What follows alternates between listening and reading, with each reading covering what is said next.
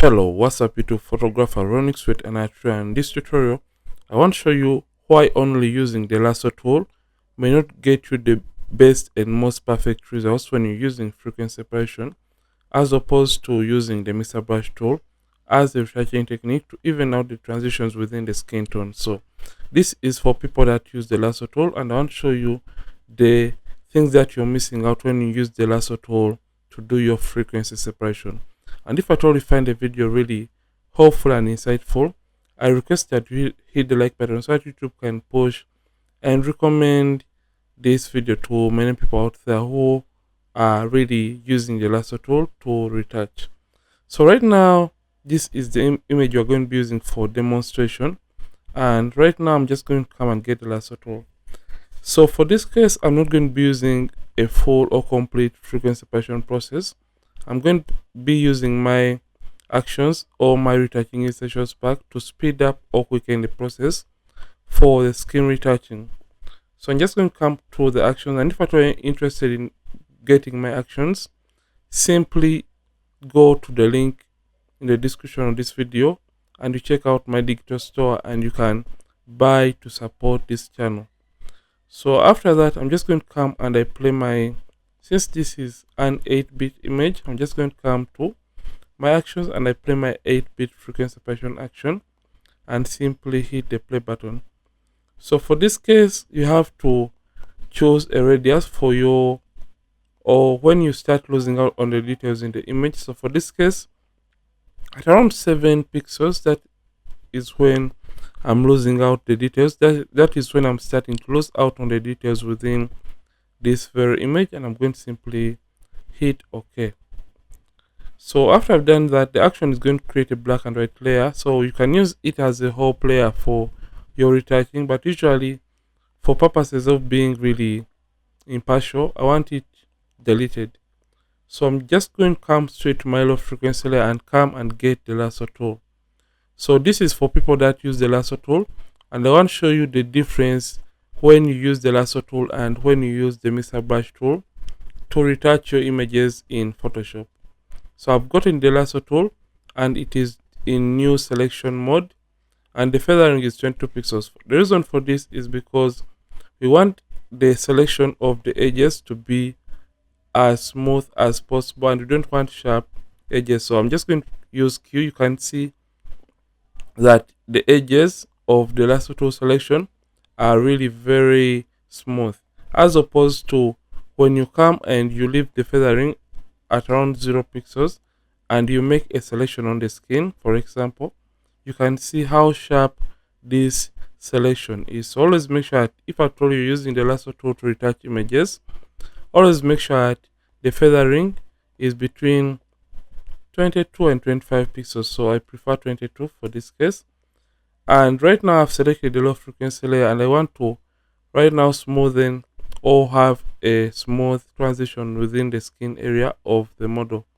So I'm just going to come and I make a selection. So usually we don't select the eyebrows or the hair, so we follow the way an area has been shaped and we try to mimic or replicate that kind of selection.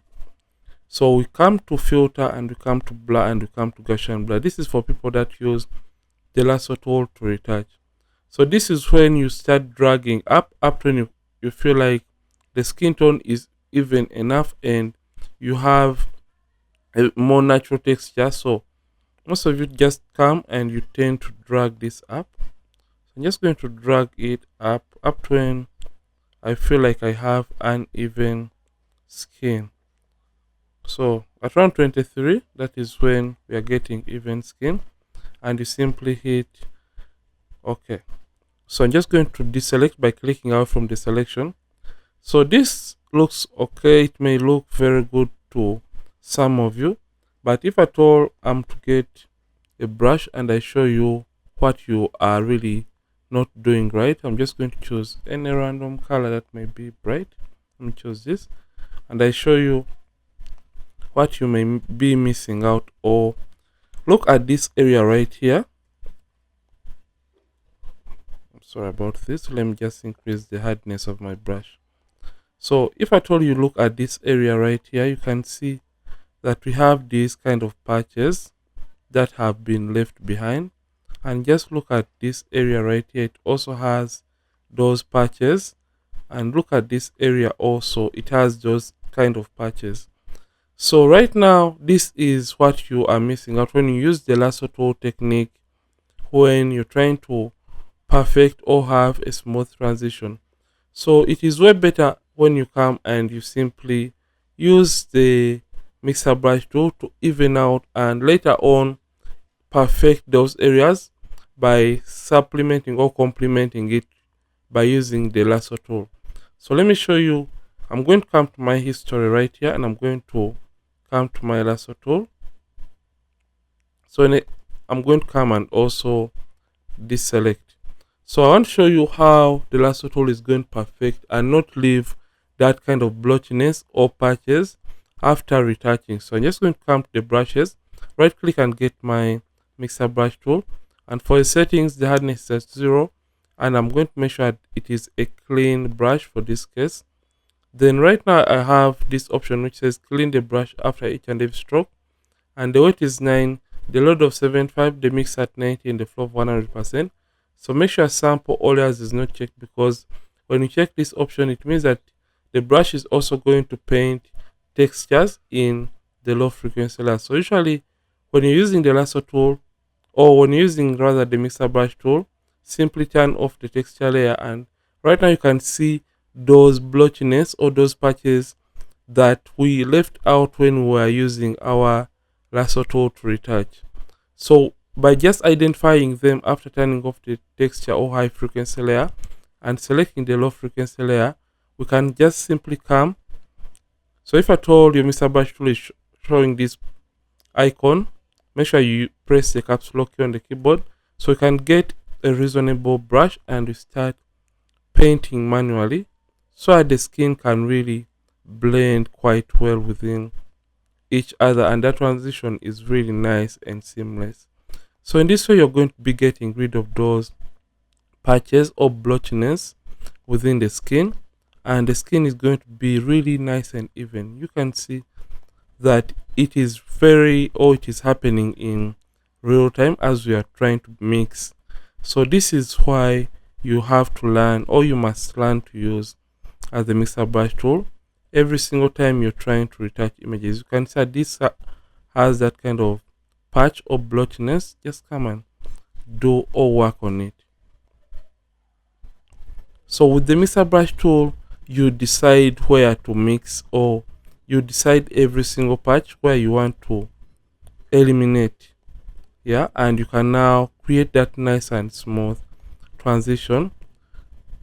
But remember, we are able to see these patches or blotchiness because first of all, we are not zoomed all the way in like when we are using the lasso tool. We retouch at a distance and we start evening out those nice and transitions within the skin area or the skin color, and this is going to get you better and more perfect results, for example in the forehead area. So you decide the areas where you want to mix or blend. So when I come and I turn on the textures and I show you the before and after, just look at those patches that we have just gotten rid of using the mixer brush tool. So if at all you have been using the lasso tool to retouch your images, make sure that you learn to use the mixer brush tool, and I guarantee that those patches that you always remain with, they're like folds in a clothing that you remain with after retouching, are going to get eliminated, because personally, or you're going to determine where you want to eliminate them, and you'll have your texture remaining in the images and also creating an even transition with no patches within the transition of the skin tones. So after you have used the lasso tool, you can as well complement it with, if at all you have used the mixer brush tool, you can complement it using the lasso tool technique to have better and finer results. So I'm just going to come and get the lasso tool with the low frequency layer still selected, and you can come and work or perfect those areas you may have missed out when you're painting using your mixer brush. So I'm just going to use a feathering of 20, around 21, and that is going to make the skin even look better. So you can see the before and after, but always use the lasso tool first, and don't use only, I think I've contradicted myself in this case.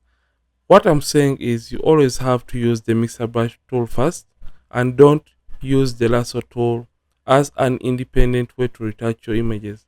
So first of all, use the mixer brush tool, and you can complement that using our lasso tool. I'm not saying the lasso tool is bad when it comes to retouching.